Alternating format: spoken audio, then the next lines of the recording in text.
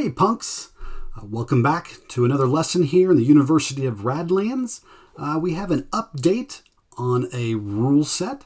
As I mentioned in a previous video, Roxley has updated the rules to version 1.2, and that does affect a part of the game. If you go to page 8 in the new rule book, under Restore, they've adjusted how restoring works in the game. So the new update in 1.2 is a card cannot restore itself.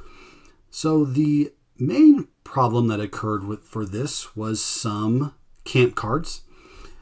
Something that's not going to change is the only person that ever had a restore ability is RepairBot. Now, if they're damaged, they can't use their ability anyway. So RepairBot has never been able to restore itself. So that's still the same. In the game, you do have some cards that allow you to junk for the restore. So you're still allowed to restore any of your own cards that are damaged with any of these restore cards. So that doesn't change. What does change is a few camps that have the restore ability. Now, there are several camps that have this. These are going to be the ones that are mainly affected. Labor Camp, Scavenger Camp, Transplant Lab, and Outpost. Now, there are 3 more camps with the repair ability. Bonfire can't be restored anyway, so that card's never been affected. Cash, I guess you could technically restore itself, but to use cash, you have to damage it, and then you get the restore.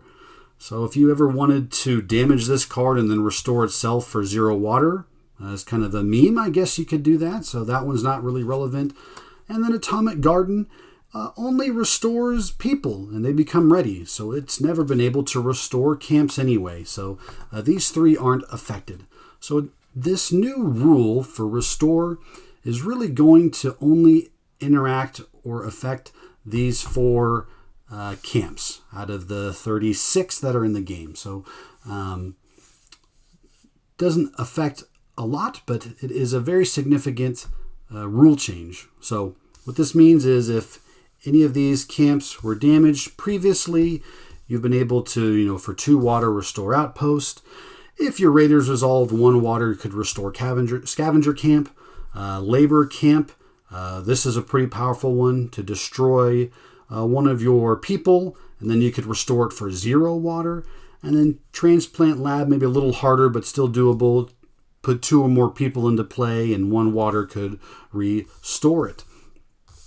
So the reason this is a significant change, and I think one that's really well deserved and needed kind of in the game, is that if you only have 1 camp left and it's a restore camp and you're able to put bodies in front of your camp and your opponent is finally able to hit your people and get to your camp and maybe get 1 damage on there, and then it comes back to your turn, well, now I'm able to restore this camp and just make the game last longer.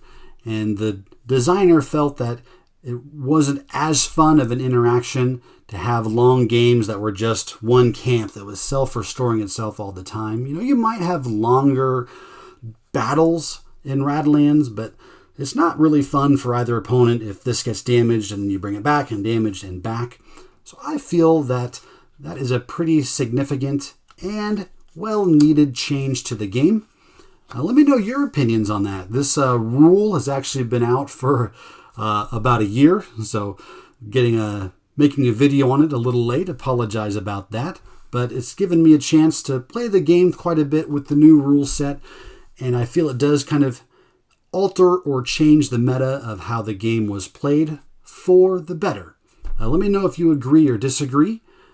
You can comment down below if you'd like. And as always,